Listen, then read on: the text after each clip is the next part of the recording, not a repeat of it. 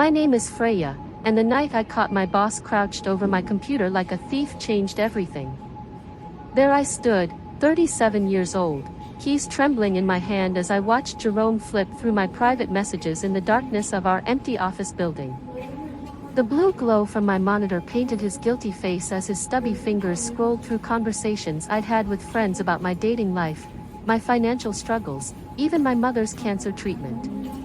When he finally sensed my presence and spun around, his excuse came out in nervous stutters about routine security protocols and company policy.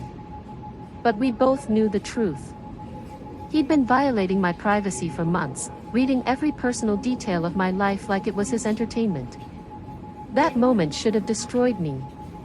Instead, it sparked the most beautiful plan I'd ever conceived. You see, discovering Jerome's disgusting habit wasn't the betrayal that broke me. The real devastation had happened 8 months earlier on an ordinary Tuesday morning when I learned that my brilliant project proposal had somehow ended up presented word for word by my colleague Brighton to the board of directors. Brighton, who couldn't organize a grocery list without help, suddenly became the innovative genius behind a campaign that would revolutionize our marketing approach. I sat in that conference room listening to Brighton stumble through my ideas while Jerome nodded approvingly and realized that my years of loyalty meant absolutely nothing. They'd stolen my creativity, my passion, my future, and then congratulated themselves for their cleverness. Before I tell you exactly how I turned Jerome's snooping addiction into his downfall, I'd really like to know if you've ever had someone steal something precious from you and pretend they deserve the credit. Because what I'm about to share will show you that sometimes the best revenge requires patience, creativity, and letting your enemy destroy themselves. And also like, subscribe, and click the bell icon if you really want to know how this story ends, because trust me, you won't see this coming.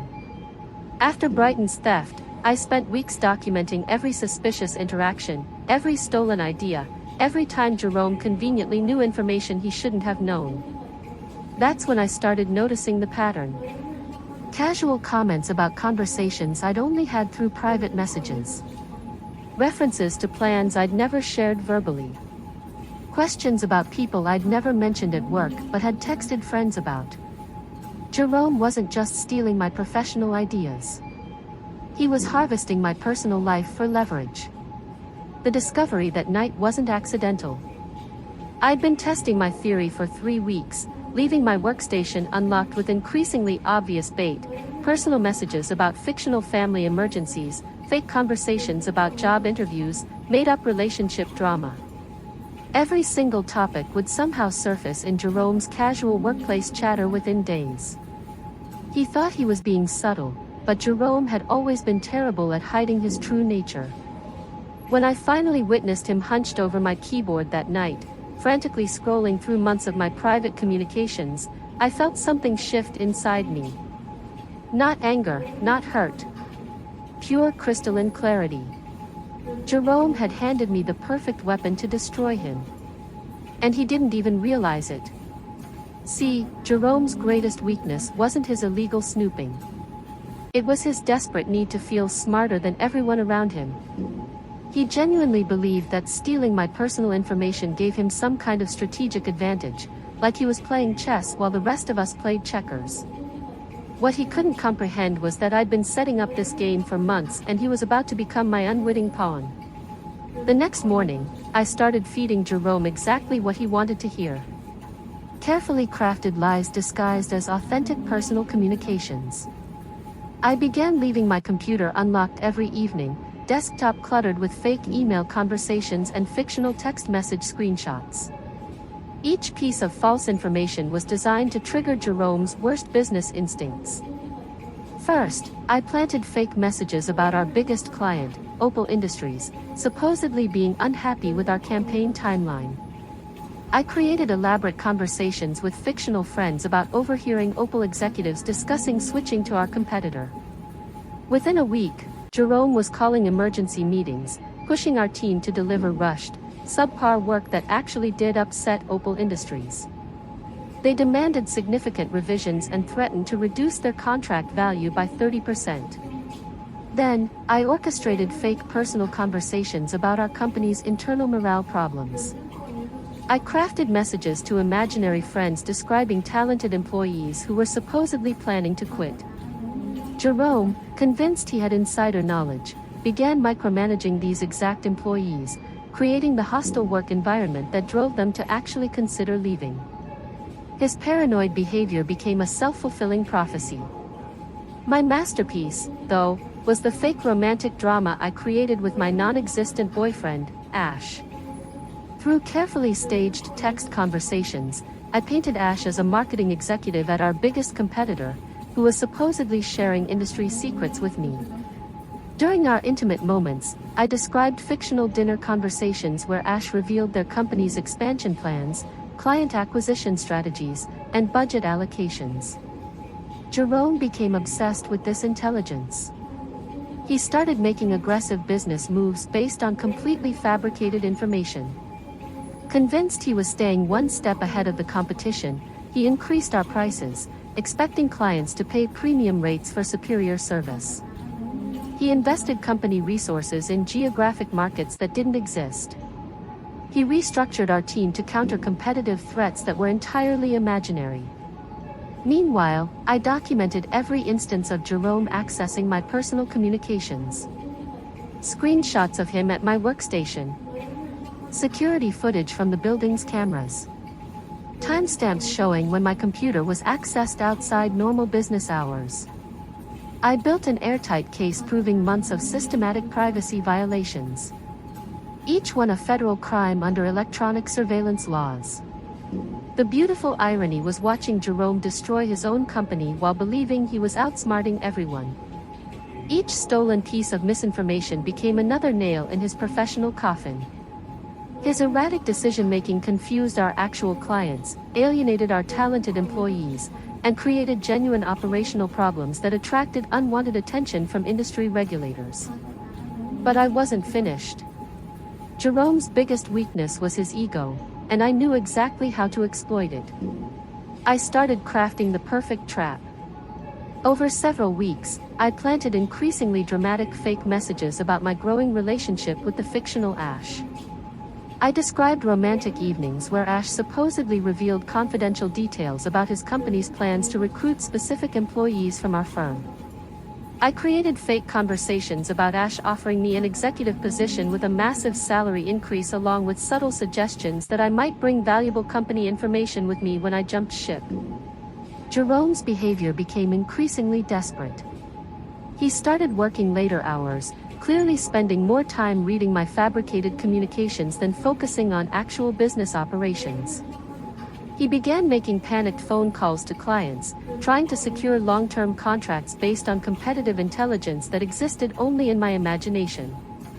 He restructured employee compensation packages to prevent the mass exodus that was never going to happen.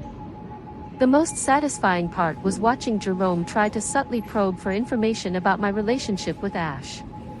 He'd make casual comments about competitor companies, hoping I'd reveal something about my boyfriend's alleged insider knowledge. He'd ask about my weekend plans, fishing for details about romantic dinners where I supposedly learned industry secrets. Every conversation was Jerome desperately trying to confirm intelligence he'd stolen from my personal communications, never realizing that every detail was completely fabricated. 3 months into my campaign, Jerome made his biggest mistake. Convinced that our competitor was planning to poach our entire creative team, he preemptively fired 2 of our most talented employees, claiming budget constraints while secretly believing he was preventing defections.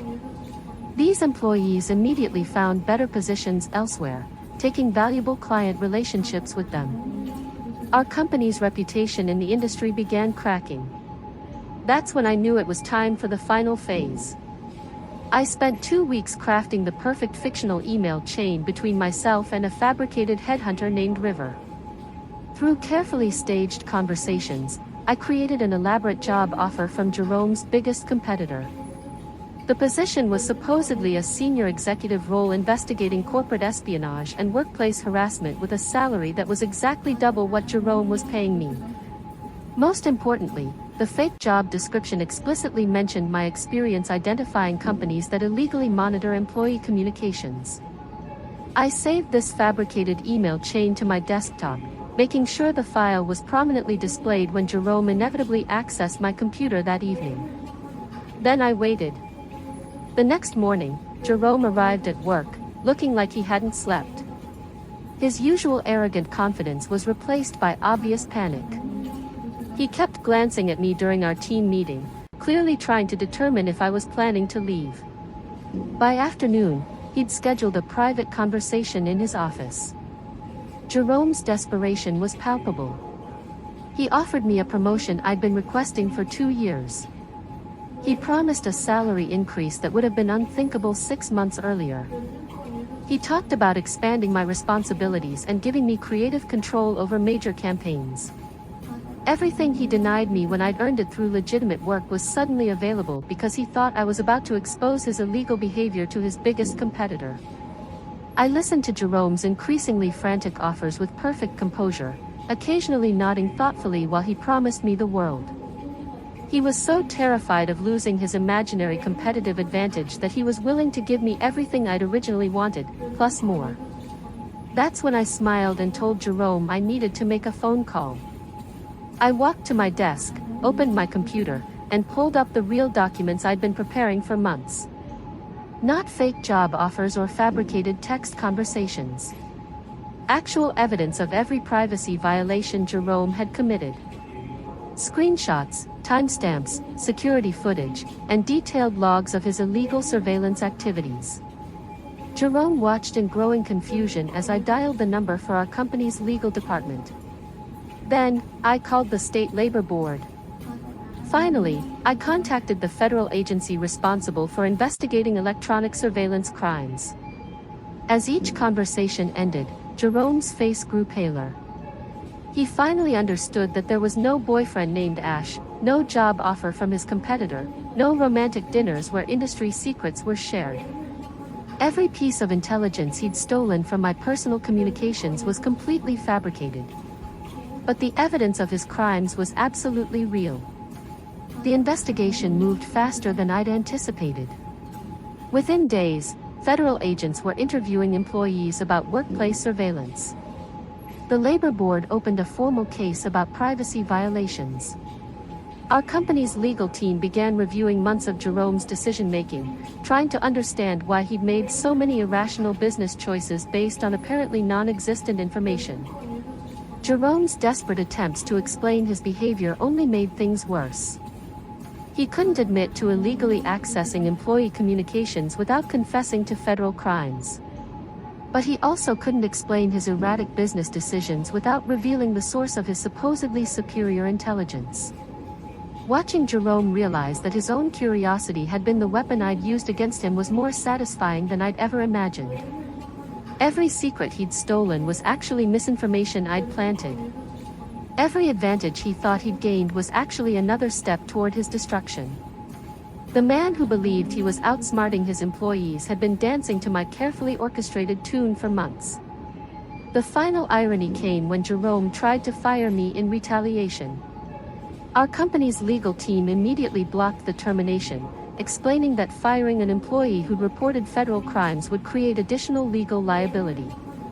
Jerome had become so trapped by his own illegal behavior that he couldn't even remove the person who'd exposed him. 2 weeks later, Jerome resigned in disgrace. Federal charges were filed for electronic surveillance violations. Our company faced massive fines and regulatory oversight. The employees Jerome had fired based on my fabricated intelligence sued for wrongful termination and won substantial settlements. But the real beauty of my plan was just beginning to unfold. You see, Jerome's resignation didn't end my story. It was actually the moment when everyone else started discovering the true scope of what he'd been doing. The federal investigation uncovered security footage showing Jerome accessing not just my computer, but workstations belonging to 6 other employees. He'd been systematically violating the privacy of nearly half our department for over a year. Each new revelation sent ripples through our industry. Word spread that our company had employed someone who illegally monitored employee communications to make business decisions. Clients began questioning whether their confidential information had been compromised. Competitors wondered if Jerome had shared stolen intelligence about their employees who'd previously worked for us.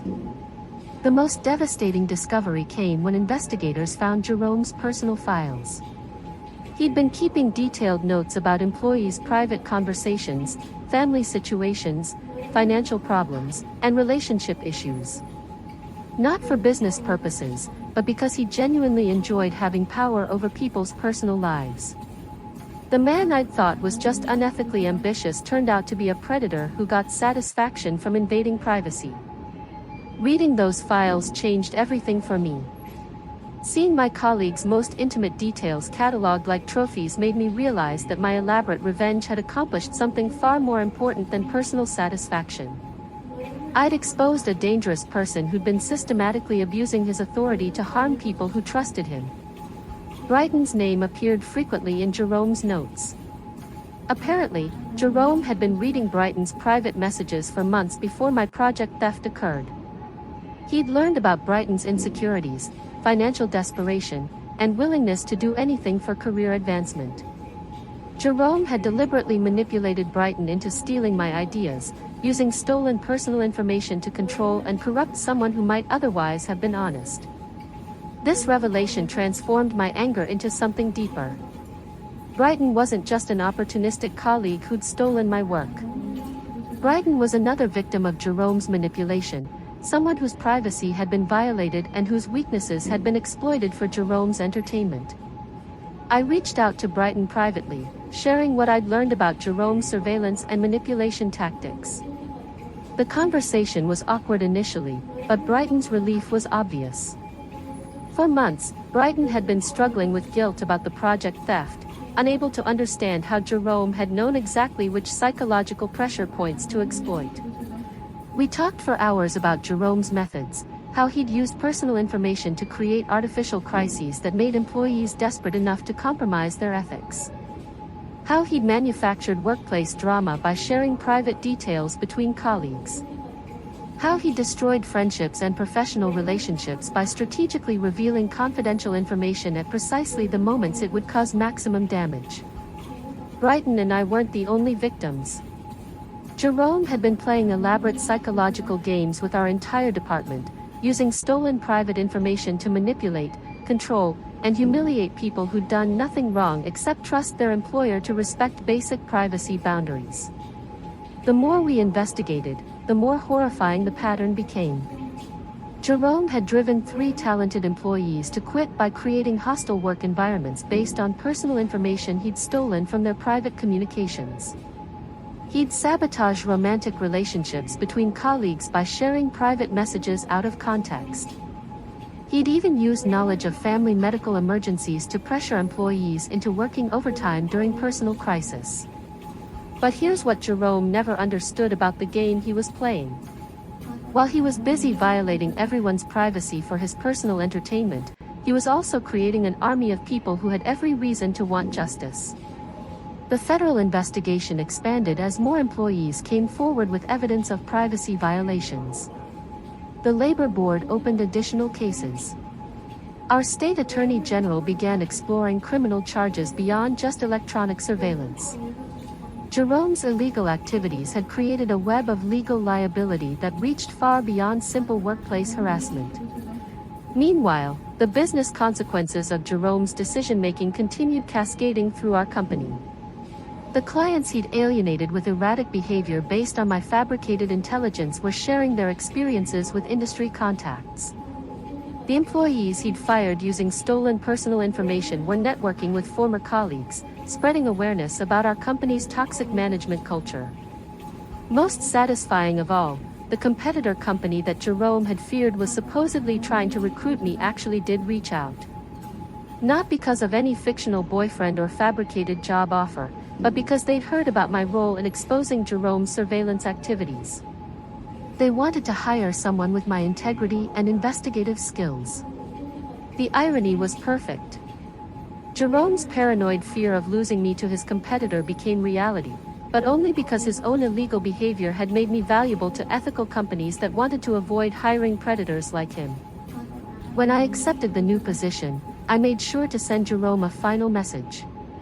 Not through private communications that he could steal and misinterpret, but through an official letter delivered by our legal department. I thanked him for teaching me that patience and creativity could transform even the most devastating betrayal into an opportunity for justice. I explained how his illegal surveillance had actually helped me develop skills in strategic planning, evidence gathering, and psychological analysis that made me attractive to employers who valued ethical leadership. Most importantly, I told Jerome that his greatest weakness wasn't his need to feel superior to others. It was his inability to recognize that the people he was trying to manipulate were often smarter, more principled, and more creative than he'd ever imagined. The letter concluded with a detailed timeline of every piece of fabricated information I'd fed him through fake personal communications. I wanted Jerome to understand exactly how thoroughly he'd been outplayed. Every business decision he'd made based on stolen intelligence was listed alongside the fictional source that had inspired it. Reading that timeline, Jerome would finally comprehend the scope of his self-destruction. The fake boyfriend who'd never existed.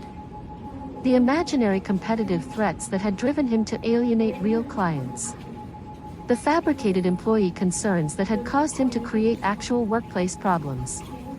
Every advantage he'd thought he'd gained by violating privacy had actually been another step toward his professional destruction. But the most beautiful part of my revenge wasn't the legal consequences or career destruction Jerome faced. It was watching him realize that his victims had been stronger, smarter, and more ethical than he'd ever given them credit for. The employees Jerome had tried to manipulate and control began supporting each other, sharing resources for legal action and career advancement. Brighton used the settlement money from wrongful termination to start an independent consulting business. The colleagues Jerome had driven away found better positions and began recruiting talent away from our industry's toxic companies. Jerome's attempt to maintain power through illegal surveillance had actually created a network of principled professionals who were now working together to build more ethical workplaces. His victims had become allies, united by shared experiences of manipulation and strengthened by their collective pursuit of justice. 6 months after Jerome's resignation, I received news that federal prosecutors had filed criminal charges carrying potential prison time. The investigation had uncovered evidence that Jerome had been using similar surveillance tactics at previous companies, suggesting a pattern of predatory behavior spanning his entire career. Other victims began coming forward. Former employees from Jerome's previous positions shared stories of privacy violations, psychological manipulation, and professional sabotage. The man who thought he was cleverly exploiting human weaknesses had actually been creating a trail of evidence that law enforcement could follow across multiple jurisdictions and several years. Jerome's criminal trial became a case study in how workplace predators use surveillance technology to abuse their authority. Privacy rights organizations cited his prosecution as an example of why electronic monitoring laws needed stronger enforcement. Business schools began teaching his case as a warning about the legal and ethical risks of crossing professional boundaries. But for me, the most meaningful outcome was personal. My new employer promoted me to head their corporate ethics department specifically because of my experience identifying and documenting surveillance abuse. My job now involves helping other companies recognize and prevent the kind of predatory behavior Jerome had normalized. Every week, I receive messages from employees who suspect they're being illegally monitored by supervisors. I help them gather evidence, understand their legal rights, and develop strategies for exposing workplace predators without risking retaliation. Jerome's abuse taught me skills that now protect hundreds of other potential victims. The work is emotionally challenging because I meet so many people who've experienced the same violation of trust that initially devastated me. But it's also incredibly rewarding because I can offer them something I didn't have during my darkest moments. Proof that predators can be defeated and that victims can transform their pain into power. Sometimes former colleagues ask if I regret not simply reporting Jerome's surveillance to authorities immediately instead of orchestrating such an elaborate revenge plan. They wonder if my months of strategic manipulation were unnecessarily complex compared to straightforward legal action. But I know that direct confrontation would never have exposed the full scope of Jerome's predatory behavior. A simple privacy violation report might have resulted in his termination and minor penalties. My patient, methodical approach revealed years of systematic abuse affecting dozens of victims across multiple companies. Jerome's prosecution and imprisonment prevented him from continuing to harm people who would never have known to protect themselves. More importantly, my experience taught me that the most effective response to manipulation isn't anger or immediate retaliation. It's the careful application of intelligence, creativity, and ethical principles to ensure that predators face consequences that match the scope of their crimes. Jerome thought he was exploiting my vulnerability when he read my private communications. What he was actually doing was providing me with detailed intelligence about his methods, motivations, and weaknesses. Every privacy violation he committed gave me more insight into how his mind worked and how his behavior could be turned against him. The man who believed he was playing chess while his victims played checkers discovered too late that I'd been playing an entirely different game. While he was focused on stealing tactical information from personal communications, I was gathering strategic evidence for a comprehensive campaign that would destroy not just his career, but his freedom. Today, Jerome is serving a federal prison sentence for electronic surveillance crimes. His conviction established important legal precedents about workplace privacy rights. The civil settlements paid to his victims funded new career opportunities and educational programs. The companies that employed him implemented stronger oversight policies to prevent similar abuses. But perhaps the most satisfying outcome is knowing that Jerome's need to feel superior to others ultimately led to his complete humiliation. The man who derived pleasure from invading privacy spent years in an environment where his own privacy was completely eliminated. The predator who manipulated others through psychological pressure experienced firsthand what it felt like to be powerless. Jerome's story became a cautionary tale shared throughout our industry. His name is now synonymous with the career destruction that awaits supervisors who abuse surveillance technology. Young professionals learn about his case as an example of how ethical violations can escalate into criminal behavior that destroys not just careers but entire lives. And me, I learned that the most devastating betrayals can become opportunities for the most meaningful victories. Jerome's invasion of my privacy taught me skills in investigation, strategy, and justice that now define my professional purpose. His attempt to steal my personal power actually helped me discover capabilities I never knew I possessed. Every morning when I help another employee gather evidence against an abusive supervisor, I remember the night I caught Jerome hunched over my computer. That moment of violation became the beginning of a journey that transformed my pain into purpose and my anger into action that protects others from experiencing similar abuse. Jerome tried to steal my privacy, my creativity, and my professional future. Instead, he gave me the motivation, skills, and evidence I needed to build something far more meaningful than anything he could have taken away. The predator became the prey. The manipulator became the victim of his own tactics. And the woman he thought he was exploiting became the architect of his complete destruction. Sometimes the most beautiful revenge is simply letting someone's own behavior become their punishment, while you use their abuse to build something better than what they tried to destroy. So if you've ever been violated by someone who thought they were smarter than you, remember my story. Document everything. Stay patient, be strategic, and never underestimate your own capacity to turn someone's greatest weapon against them into their ultimate weakness. What do you think about this approach to workplace justice? Have you ever dealt with a supervisor who violated your privacy or manipulated you using personal information? Leave a comment below about your experiences. And don't forget to like and subscribe if you want to hear more stories about people who turned their worst betrayals into their greatest victories.